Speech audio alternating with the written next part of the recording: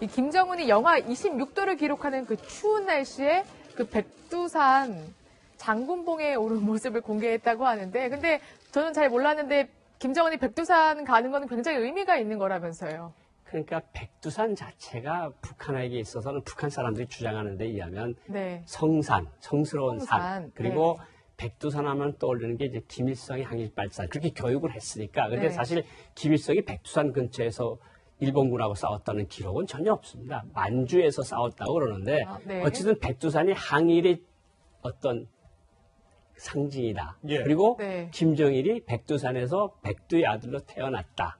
그리고 김정은은 그런 아들의 혈통을 타고난 백두 가문의 혈통이고 백두 가문이다. 이런 것 때문에 나라가 어렵거나 힘들 때마다 저기 가면 김정일, 김일성 항상 얘기했어요. 백두산에 오면 내가 힘이 생긴다. 네.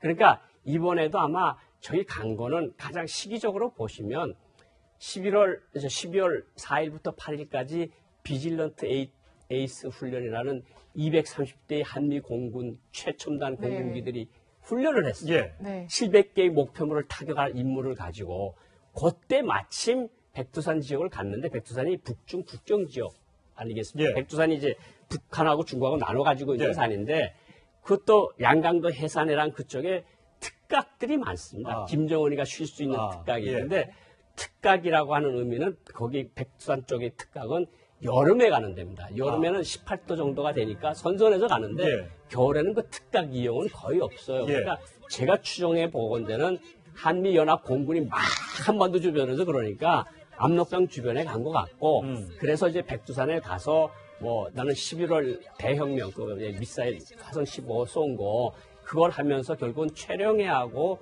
조영원하고 마원춘을 데려갔는데 이것도 의미가 있는 게 마원춘은 지금 삼지연지구 성지화 건설을 책임지고 있는 실무 책임자고 예. 최령해하고 조영호는 조직 지도부의 실세거든요. 그러니까 아무래도 내부적으로 주는 메시지가 제일 강한 것 같습니다. 아, 그러니까 그렇군요. 이게 나라가 힘들고 제재가 강해지고 있는데 그때 내가 지도자가 저 눈길을 헤치며 백두산에 올랐다 그러면 북한 주민들한테 선전을 하면 북한 주민들이 아 나라가 어려운 때 우리가 지도자 주위에 뭉쳐야 되는 거 아니냐 뭐 이런 것이 가장 중요한 의미가 있다 이런 생각을 합니다. 실제적으로는 이제 북중 접경지대에 갔기 때문에 네. 한미 공군 훈련에서 좀 자유로울 수 있고 그렇죠. 혹시 모를 폭격에 대비해서 북중 접경지대 가면 거기엔 폭탄이 안 거긴 떨어질 안 거라고 떨어지니까. 생각해서 가면서 네. 또 저걸 또 내부적으로는 그런 용도로 활용했을 것이다. 네. 네, 그렇게 보시는 거죠. 저도 옛날에 한번 저기 천지 백두산에 한번 간 적이 있는데 중국 쪽으로요. 그러니까 지금 천지가 이렇게 있으면 이 반쪽은 중국이 관할하고 이쪽은 지금 북한이 관할하고 있는 거죠. 네, 그렇죠. 이미 이게 반쪽이 중국에 넘어간 것에 대해서 이 북한 주민들은 거기에 대한 반발은 없습니까? 이게 다 팔아먹고. 그게 이제 저 외교부 조약국 국장의 이야기가 이에 의하면 50년도 6월에 전쟁 일으켜서 들어갈 때 예. 그때 이제 후퇴해서 북한이 들어갔는데 주울레하고 협상, 김일성 협상 때 우리가 지원군을 보내주겠으니까 중국에서 백두산을 달라. 그래서 이미 그때? 네, 그래서 아. 1950년 10월 12월 사이에 백두산을 나눠 가졌다는 설이 있고 아. 그전에는 북한 사람들은 백두산은 다 우리 거라고 생각을 했는데 예, 예. 백두산에 또 실제로 올라가 보는 사람이 그렇게 많지는 않거든요. 근데 저쪽이 중국이 아니까 저쪽은 원래부터 중국이었나? 그런데 사실은 중국에 김일성이가 나눠준 거거든요. 그러니까 백두산이라는 걸 사실 진실을 알게 되면 뭐 김정일이도 백두산에서 태어난 거 아니거든요. 예. 러시아에서 태어났고 그러니까 예. 북한이 개혁 개방을 못하는 이유 중에 하나가 백두산에 얽힌 전설이나 우상화가 너무 많아요. 그러니까 이게 딴 게 들어가면 이게 기본적인 근간부터 흔들리니까 그러는 건데 이번에 백두산에 간 거는 역시 뭐 김정일이가 그 영하 26도의 칼바람을 헤치고 거기 올라가셨다 그러면 북한 주민들이 저 장군님 얼마나 힘들었으면 저기 가서 또 힘을 얻으려고 하실까 우리가 지지해 줘야 되는 거 아니냐 이런 그런 마음을 불러일으키는 건데 사실은 지르다보면 뭐 사진에도 나오겠지만 구두에 눈 하나 안 묻었어요. 예. 김정은. 맞아요. 예. 우리 조금 전에 저희 기자가 바깥에서 법원 앞에서 이 기자 리포팅을 하는데도 볼이 빨개지거든요. 지금 영하 뭐 한 4, 5도인데도. 예. 영하 26도에 올라갔는데 치고는요. 예. 너무 멀쩡해요. 그리고 지금 구두가 보이지 않습니까? 예. 구두에 눈 하나 안 묻었어요. 그게 그러니까요. 뭐냐면 백두산이 여기서 보면 이렇게 높은 산처럼 보이지만 네. 북한 쪽으로 올라가면 완만한 경사입니다. 아. 그래서 수십 킬로 바깥에서부터 쭉 차 타고 올라갈 수가 있어요. 예. 그러니까 아, 네. 사륜 구덩이에다가 거기다 이제 겨울용 스노우 타이어 체인 감아서. 저기 체인 감고 올라가서 그 위에 딱 선 거죠. 그러니까 사진만 잠깐 찍은 거군요. 백두 칼바람을 헤치면서 등산화를 신고 올라간 게 아니고 차로 올라가서 내가 여기 오면 힘이 생긴다.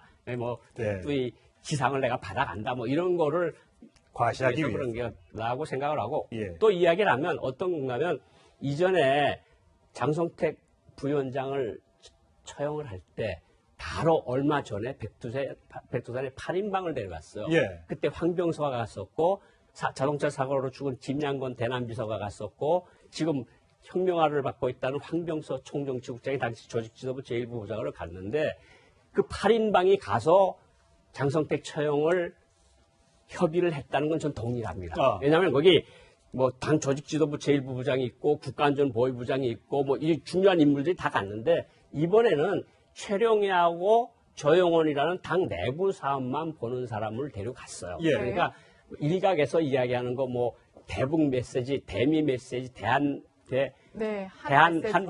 메시지를 네. 뭐 표출하러 갔다고 하는 거는 약간 우리식 사고방식인 것 같고 기본적으로는 내부 형편이 어려우니까 결속을 다지는데 가장 큰 목적이 있는 것 같고 두 번째는 아까도 제가 말씀드린 것처럼 한미연합이 최공군 최신식 최첨단 항공기가 230대가 지금 나와서 돌아다니고 있는데 저희 간격이 8일이거든요. 근데 에이스 훈련이 8일 날 끝났거든요. 예. 그러니까 그 전에 벌써 이미 가 있었다. 국정 지역에 가 있었다는 거예요. 네. 그 대내 메시지라고는 말씀하시긴 했는데 그 김정은이 그 북한 백두산 방문을 해서 한 메시지가 핵무력 완성 대업을 이뤘다 이렇게 사실상 그 선언을 한 거거든요. 네. 근데 사실상 이거는 국제사회에 약간은 선전포고가 아닌가 이런 생각도 좀 들었어요, 사실. 그러니까 그런 네. 말이 나오는 게 이제 이 정부 성명으로 이미 그건 나왔었고 네. 그러니까 11월 29일 날 화성 15호를 쐈고 내가 이것을 완성을 했다는 것을 백두의 장군들인 2대 장군들인 김일성, 네. 김정일에 보고를 한다. 뭐 그런 의미도 있겠죠. 예. 네. 자, 김정은의 속내는 아직 알 수 없습니다만 1월 1일 날 보통 신년사를 발표하는데 여기에 핵 완성 메시지를 담게 될지 아니면 대화의 제스처를 취하게 될지 조금 더 지켜봐야 할 대목입니다. 자, 고영환 국가안보전략연구원 부원장관 여기서 인사드리겠습니다. 고맙습니다. 자, 임종석 청와대 비서실장이 중동도 이제 아랍에미리트와 레바논을 방문한다고 하는데요. 그동안에 보통 이제 소통에 대한 그런 것 때문에 항상 청와대에서 사전 브리핑과 함께 관련된 내용을 미리 알려왔는데 이번엔 그렇게 하지 않았어요.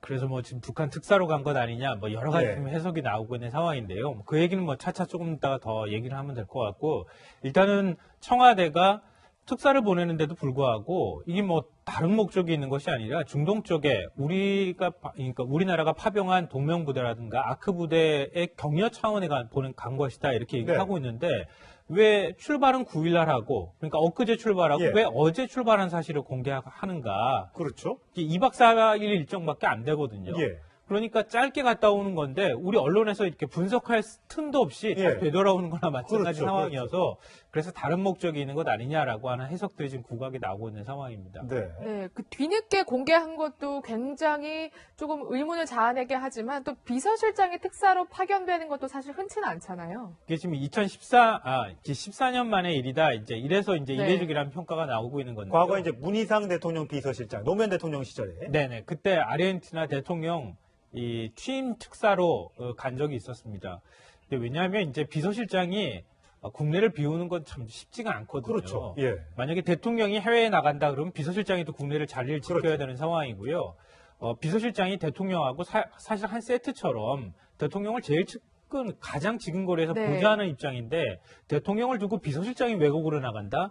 이건 사실 보기가 쉽지 않은 장면입니다. 예. 근데 그런 측면에서 그냥 단순히 그 중동 지역에만 간 그런 목적, 우리 파병 부대를 격려하기 위한 목적, 그거 외에도 지금 북핵 문제라든가 뭐 ICBM 발사 문제 가지고 굉장히 지금 상황이 예민한 상황이니까 북한 쪽 특사 쪽하고 만나기 위해서 제3국 쪽으로 가가지고 만나는 거 아니냐라고 하는 이제 추측이 나오고 있는 거죠.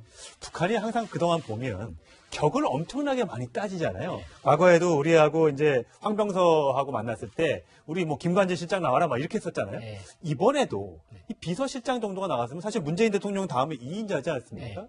저쪽에서 혹시 만약에 사실 요만큼이라도 사실이라면 그런 걸 따져서 임종석 실장이 나간 게 아니냐 이런 추측이 나올 수밖에 없더라고요. 근데 우선 지역적으로 보면 그 레바논은 분쟁의 한가운데 있는 나라고 예. 그리고 아랍에미레이트라는 나라에서는 북한 대사관이 철수를 했습니다. 그래서 레바논에는 있는 거 아직 레바논도 필요한가, 없고요. 이거? 대사관도 없고. 근데 어떤 그 비밀 회담을 하려면 예. 네. 백업 요원들이 현지에 있어야 됩니다. 아, 현지 그래요? 공간에서 네. 지원을 해야 되거든요. 그러니까 아. 호텔 마련하고 뭐 어떤 그런 모든 백업을 현지 공간 대사가 책임지고 하는데 네. 싱가포르에 특사로 갔다면 이게 뭐 북한하고 뭔가 있겠지만 분쟁의 한 가운데 있는 중동에 북한 공간도 없는 거기에 특사로 가서 북한의 고위급 밀사와 만난다. 그거는 조금 저는 아니지 않느냐 이런 생각이 예. 듭니다. 아무래도 좀 스위스 등에서 이제 북한 외교관으로 이제 활동하시기도 하셨고 해서 그 부분은 잘 아시는 것 같은데 근데 그곳에 뭐 북한 인사들이 없다고는 하지만 사실상 모든 지금 거래가 봉쇄된 상황에서 그 중동 국가가 유일하게 이제 북한과 거래하는 나라이기 때문에 네. 아무래도 뭐 북한 관련 직접 인사는 만나지 않더라도 뭔가 이렇게 뭐 협상을 하러 간 게 아니냐 이런 관측도 좀 나오고 있거든요. 이제 아랍에미레이트는 북한하고 어떤 관계인가 하면 이전에 네. 북한이 스커드 미사일을 팔고 무기를 많이 팔았던 나라 중에 하나입니다. 그러니까 예. 아랍에미레이트 군부하고 북한 군부하고의 커넥션은 아직도 살아있다고 볼 수가 있습니다. 예. 네. 그걸 추정하면 군부 인사가 아랍에미레이트의 군부 인사의 어떤 주선으로 만날 수 있다는 막 억지 상상은 가능한데 그래요? 네. 네. 그래도 실질적으로 스위스나 싱가포르 같은 북한이 제대로 잘 보필을 할 수 있는 나라가 있음에도 불구하고 아랍에미레이트까지 갔다는 거는 조금 좀 이상하지 않나 하는 생각이 듭니다. 무리한 추측이다. 네. 뭐 외교관 출신이니까 이렇게 이제 분석을 하셨는데 네. 사실 그러기에는 이렇게 이제 저희도 믿고 싶습니다만 너무 전격적으로 방문이 이루어졌고 너무 급이 높다는 거. 아니 외교부 장관도 있고 또 국방부 장관도 있고요. 자 만약에 동명부대나 아급대에 대해서 격려를 할 거였으면 너무 그동안 문재인 대통령이 가지 않아서 나 대신에 좀 갔다 와 할 수도 있습니다만 송영무 국방부 장관이 오래지 않은 시간에 다녀왔단 말이죠. 이미 격려하고 치하하고 왔는데 굳이 또 비서실장이 또 나가서 똑같은 얘기하고 과연 벽시계 하나 걸어주러 그 멀리까지 갔다 올 것인가? 라는 의문을 계속해서 안 가질 수가 없거든요. 그러니까 왜 모든 사람들이 이 대북 특사, 그러니까 북한 특사를 자꾸 머릿속에 떠오르는가? 이게 전 제일 흥미롭다고 생각해요. 그러니까 지금 그 남북 간의 문제라든가 긴장 해소를 위해서 특사가 뭔가 필요하고 북한과 뭔가 접촉이 필요하다고 하는 공감대가 만들어졌기 때문에 행여나 뭐 다른 행보를 했다 하더라도 특사 보낸 거 아닐까라고 하는 상상이나 추측들을 우리가 하는 것 같아요. 그게 일단 상황이 있는 것 같고요. 또 하나는 저도 이제 방금 전에 말씀하셨던 것처럼 특사가 아닐 가능성이 높다고 생각하는 이유가 있는데요. 그건 뭐냐면 지금 이런 상황에서 특히 우리가 직접 북한과 어떤 대화 소통 창구를 만드는 어떤 그런 계기를 만들었다고 하면은 아예 임종석 비서실장 나가는 거 공개하지 않았겠죠. 어디 갔다 오는지는 전혀 얘기 안 했겠죠. 예전에 이명박 정부 시절에 인태희 비서실장도 싱가포르에 가가지고 대북 접촉을 한 적이 있었거든요. 네. 특사 자격으로. 그때도 전혀 공개하지 않았습니다. 나중에 본인 스스로 입으로 이제 얘기하고 난 다음에 예. 나오는 얘기거든요. 그러니까 공개하지 않았을 가능성이 높기 때문에 제가 볼 때는 이 동명부대, 특히 이제 동명부대를 격려하는 차원의 가능성이 있다고 보고요. 지난달에 이제 송영무 장관이 3일부터 5일까지 갔다 왔거든요. 근데 국방부 장관이 갔다 왔을 때 하고 지금은 또 상황 변화가 있는 겁니다. 트럼프 대통령이 예루살렘 수도 발언으로 인해 가지고 중동 막 정세가 지금 막 경랑스러운 예. 상황이잖아요. 이럴 때 동명부대가 사실 굉장히 중요한 상황인 것이 2006년도에도 이스라엘과 그 레바논 헤즈볼라하고 그때 무력 충돌이 있었거든요. 그때 무력 충돌이 있을 때 유엔 평화유지군을 한 3,000명 수준에서 15,000명 수준으로 대폭 늘려가면서 동명부대 파병 요청이 와서 간 게 바로 동명부대입니다. 그러니까 자칫 중동에서 분쟁이 발생했을 경우에 동명부대가 휘말릴 가능성이 있는 상황이거든요. 그런 측면에서 상황 변화가 있어서 문재인 대통령의 우려와 격려를 좀 전달할 필요가 있었고 그거를 비서실장한테 맡기는 것이 최적이었다 이렇게 판단했을 가능성이 있다고 봅니다. 실제적으로는 이제 북중 접경지대에 갔기 때문에 네. 한미 공군 훈련에서 좀 자유로울 수 있고 그렇죠. 혹시 모를 폭격에 대비해서 북중 접경지대 가면 거기엔 폭탄이 안 거긴 안 떨어질 거라고 떨어지니까. 생각해서 가면서 네. 또 저걸 또 내부적으로는 그런 용도로 활용했을 것이다. 네. 네, 그렇게 보시는 거죠. 저도 옛날에 한번 천지 백두산에 한번 간 적이 있는데 중국 쪽으로요. 그러니까 지금 천지가 이렇게 있으면 이 반쪽은 중국이 관할하고 이쪽은 지금 북한이 관할하고 있는 거죠. 네, 그렇죠. 이미 이게 반쪽이 중국에 넘어간 것에 대해서 이 북한 주민들은 거기에 대한 반발은 없습니까? 이게 다 팔아먹고. 그게 이제 외교부 조약국 국장의 이야기가 이에 의하면 50년도 6월에 전쟁 일으켜서 들어갈 때 예. 그때 이제 후퇴해서 북한이 들어갔는데 주울레하고 김일성 협상 때 우리가 지원군을 보내주겠으니까 중국에서 백두산을 달라. 그래서 이미 그때. 네, 그래서 아. 1950년 10월 12월 사이에 백두산을 나눠 가졌다는 설이 있고 아. 그 전에는 북한 사람들은 백두산은 다 우리 거라고 생각을 했는데 예, 예. 백두산에 또 실제로 올라가 보는 사람이 그렇게 많지는 않거든요. 근데 저쪽이 중국이 아까 저쪽은 원래부터 중국이었나? 그런데 사실은 중국에 김일성이가 나눠준 거거든요. 그러니까 백두산이라는 걸 사실 진실을 알게 되면 딱 선 거죠. 그러니까 사진만 잠깐 찍은 거군요. 백두 칼바람을 헤치면서 등산화를 신고 올라간 게 아니고 차로 올라가서 내가 여기 오면 힘이 생긴다. 뭐 네. 백두의 지상을 내가 받아간다. 뭐 이런 거를 과시하기 그래서 그런 위해서. 게라고 생각을 하고 예. 또 이야기를 하면 어떤 건가면 이전에 장성택 부위원장을 처형을 할 때 바로 얼마 전에 백두산에 8인방을 데려갔어요. 예. 그때 황병서가 갔었고 자동차 사고로 죽은 김양건 대남비서가 갔었고 지금 혁명화를 받고 있다는 황병서 총정치국장이 당시 조직지도부 제1부부장으로 갔는데 그 8인방이 가서 장성택 처형을 협의를 했다는 건 전 동의합니다. 왜냐하면 거기 뭐 당 조직지도부 제1부부장이 있고 국가안전보위부장이 있고 뭐 이 중요한 인물들이 다 갔는데 이번에는 최룡해하고 조영원이라는 당 내부 사업만 보는 사람을 데려갔어요. 예. 그러니까 일각에서 이야기하는 거 뭐 대북 메시지, 대미 메시지, 대한 한반 메시지를 네. 뭐 표출하러 갔다고 하는 거는 약간 우리식 사고방식인 것 같고 기본적으로는 내부 형편이 어려우니까 결속을 다지는데 가장 이 김정은이 영하 26도를 기록하는 그 추운 날씨에 그 백두산 장군봉에 오른 모습을 공개했다고 하는데 근데 저는 잘 몰랐는데 김정은이 백두산 가는 거는 굉장히 의미가 있는 거라면서요. 그러니까 백두산 자체가 북한에게 있어서는 북한 사람들이 주장하는 데 의하면 네. 성스러운 산. 산. 그리고 백두산 하면 떠오르는 게 이제 김일성의 항일발산. 그렇게 교육을 했으니까. 근데 네. 사실 김일성이 백두산 근처에서 일본군하고 싸웠다는 기록은 전혀 없습니다. 만주에서 싸웠다고 그러는데 네. 어쨌든 백두산이 항일의 어떤 상징이다. 예. 그리고 네. 김정일이 백두산에서 백두의 아들로 태어났다. 그리고 김정은은 그런 아들의 혈통을 타고난 백두 가문의 혈통이고 백두 가문이다. 이런 것 때문에 나라가 어렵거나 힘들 때마다 저기 가면 김정일, 김일성 항상 얘기했어요. 백두산에 오면 내가 힘이 생긴다. 네. 그러니까 이번에도 아마 저희 간 거는 가장 시기적으로 보시면 12월 4일부터 8일까지 비질런트 에이스 훈련이라는 230대의 한미 공군 최첨단 네. 공군기들이 훈련을 했어요. 예. 네. 700개의 목표물을 타격할 임무를 가지고 그때 마침 백두산 지역을 갔는데 백두산이 북중 국경 지역 아니겠습니까? 예. 백두산이 이제 북한하고 중국하고 나눠 가지고 있는 예. 산인데 그것도 양강도 해산이랑 그쪽에 특각들이 많습니다. 김정은이가 쉴 수 있는 특각이 예. 있는데 특각이라고 하는 의미는 거기 백두산 쪽의 특각은 여름에 가는 데입니다. 여름에는 18도 정도가 되니까 선선해서 가는데 예. 겨울에는 그 특각 이용은 거의 없어요. 예. 그러니까 제가 추정해 보건대는 한미연합 공군이 막 한반도 주변에서 그러니까 압록강 주변에 간 것 같고 그래서 이제 백두산에 가서 뭐 나는 11월 대혁명 그 미사일 화성 15 쏜 거 그걸 하면서 결국은 최령해하고 조영원하고 마원춘을 데려갔는데 이것도 의미가 있는 게 마원춘은 지금 삼지연지구 성지화 건설을 책임지고 있는 실무 책임자고 예.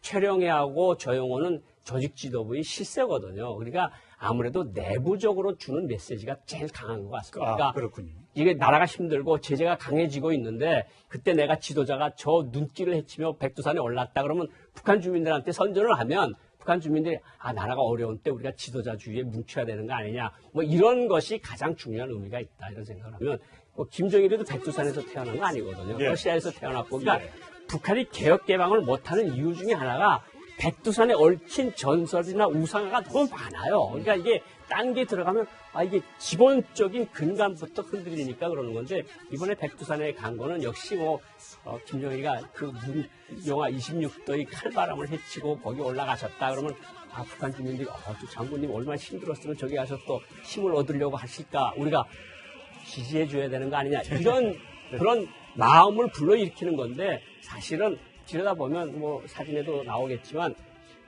구두에 눈 하나 안 묻었어요. 예. 김정은. 맞아요. 예. 우리 조금 전에 저희 기자가 바깥에서 법원 앞에서 이 기자 리포팅을 하는데도 볼이 빨개지거든요. 지금 영하 뭐 한 4, 5도인데도. 예. 영하 26도에 올라갔는데 치고는요. 예. 너무 멀쩡해요. 그리고 저 지금 구두가 보이지 않습니까? 예. 구두에 눈 하나 안 묻었어요. 그게 그러니까요. 뭐냐면 백두산이 여기서 보면 이렇게 높은 산처럼 보이지만 네. 북한 쪽으로 올라가면 완만한 경사입니다. 아. 그래서 수십 킬로 바깥에서부터 쭉 차 타고 올라갈 수가 있어요. 예. 그러니까 네. 사륜 구덩이에다가 거기다 이제 겨울용 스노우 타이어 체인 감아서. 저기 체인 감고 올라가서